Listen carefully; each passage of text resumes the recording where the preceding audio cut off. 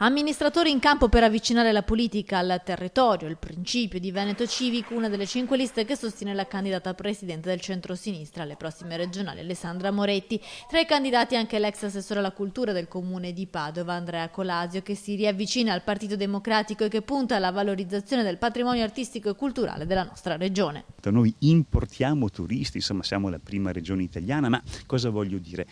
Guardate i siti per esempio sulle ville venete, sono protozoici, arcaici, come dire, è mancata la capacità di coniugare la tutela del patrimonio con una adeguata valorizzazione che puntasse a portare nel Veneto il grande turismo internazionale che sta crescendo. Diciamo che noi siamo vissuti di rendita di posizione. Oggi il Veneto non ha più la possibilità di adagiarsi sul passato, ha bisogno di una classe politica radicalmente innovativa. Alessandra Moretti, la lista Veneto Civico, dal mio punto di vista, rappresentano per il nostro territorio una grande opportunità di coniugare tradizione e innovazione.